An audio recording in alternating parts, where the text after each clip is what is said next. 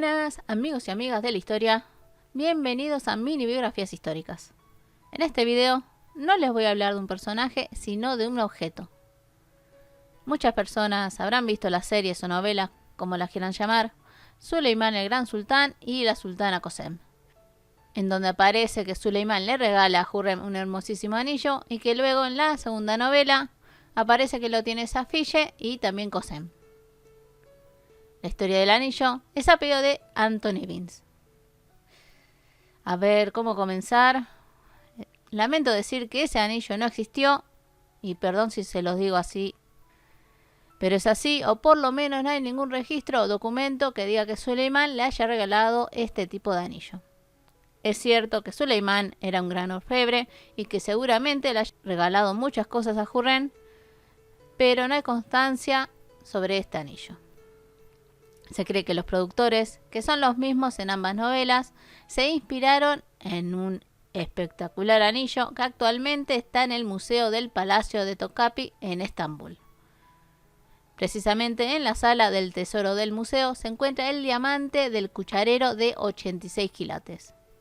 Esta piedra está rodeada por 49 diamantes más pequeños, estando con un vidrio blindado y con un guardia armado en ambos lados.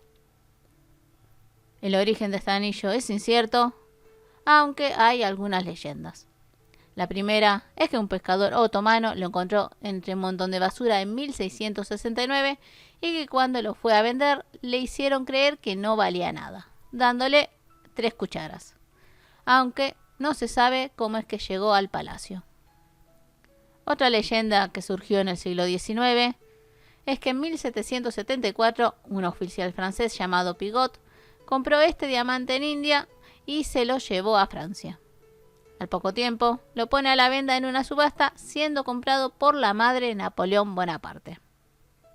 Cuando Napoleón es exiliado, su madre vende este diamante para intentar salvar a su hijo. Y justo en esta venta estaba un gobernador otomano llamado Ali Pasha, que compra ese anillo y así llega al Imperio Otomano. Ali Pasha tuvo problemas con el entonces sultán Mahmud II, siendo ejecutado y se le confisca todos sus bienes, por lo que el Imperio Otomano obtiene este diamante. Creyendo en esta versión, en Francia se lo conoce como diamante Pigot, que lo consideran perdido, y que justo pesa 86 quilates. Bueno chicos y chicas, lamento desilusionarlos. Si les gustó el video, no se olviden su like y de compartirlo, y si desean alguna biografía, solo me escriben. Les mando un fuerte abrazo y nos vemos en el próximo video. Besos.